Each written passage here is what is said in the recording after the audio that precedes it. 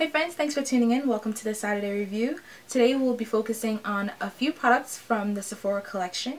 We'll be talking about the 8-Hour Mattifying Foundation as well as the Gel Concealer. First off will be the Gel Concealer, and as far as packaging, it comes with a doe foot applicator that looks like this in the tube. Now my only con about having products that come in a tube like this, especially with my NARS concealer, I absolutely adore that concealer, but the one pet peeve that I have about it is because the fact that it comes in a tube that looks like this, and because it's a doe foot applicator, you can think that you're finished with it and you have a whole bunch of product still left in the bottle because you can't reach the bottom and you can't really scrape the insides as well. So what I've found with concealers is that I absolutely appreciate the squeeze tubes, because even after you're done squeezing out all the product in it, you can totally cut it open and keep using it until the end. My second con with the products is that although it claims that it does not settle into fine lines, not only did this dry and get very cakey under my eye, it settled into my fine lines, and I was distraught when I put this on. The doe foot applicator does not have a lot of, I'm not sure what the little fuzzy thing on the end is called,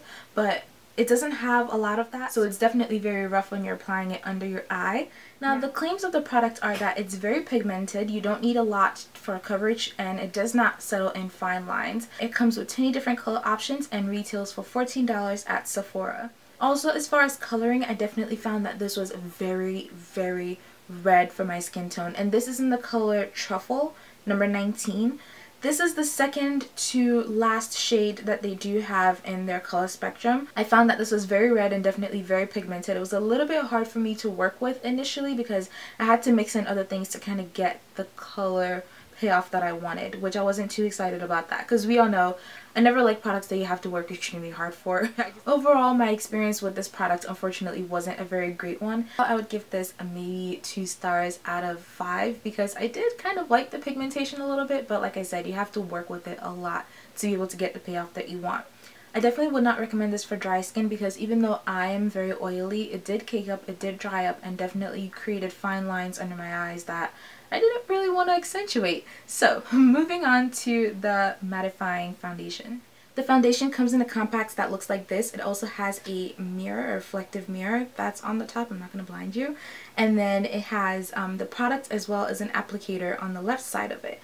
I was absolutely convinced that I was going to fall in love with this so bad because I said it's a mattifying powder. The color looked incredible. This is the color Dark Ebony, and this is actually the last shade on the spectrum of 20 options on the Sephora website. I was absolutely convinced that I was going to love this product so much because it said it is a mattifying foundation powder. It was supposed to last up to 8 hours long, and it was supposed to kind of leave you matte all day. The color was supposed to be amazing. None of that happened. I applied this on my face and I was so ashy. I just kept staring at my face in the mirror like, what is going on? I wanted to give it some time to settle in because I was hoping that it was gonna oxidize or something miraculous was gonna happen with it after I applied it, but I just ended up looking so ashy. I was so embarrassed when I went to work.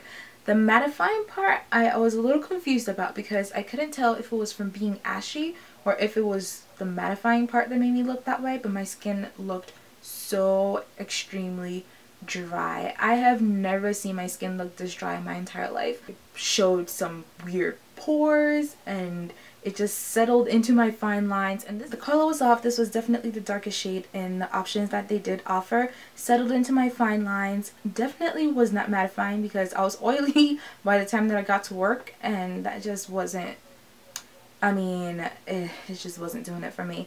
This is probably the first time I've tried Sephora collection products and I've been totally disappointed. As far as an overall review, the only thing I can say I loved about this product was that the packaging was really great, and I would love to have something like this in my purse because it's very sleek, very durable, and also has a very nice size mirror that I could totally appreciate. It retails for $20 at Sephora, which isn't bad for a foundation, but for what it does, I don't even think it's worth spending $20 on it, to be quite honest. So unfortunately, this isn't my most positive review, but I try to be as honest as possible with everything that I review. I try to avoid reviewing things that don't really work for me because I always think if it doesn't work for you, it probably will work for someone else. But then again, if it works for you, it probably won't work for someone else. So I tried to give you a good variation of reviews on here. I hope you enjoyed this review. Be sure to share, like, and subscribe, and let me know what kind of videos you enjoy watching. Hope to see you again in my next video. Bye friends.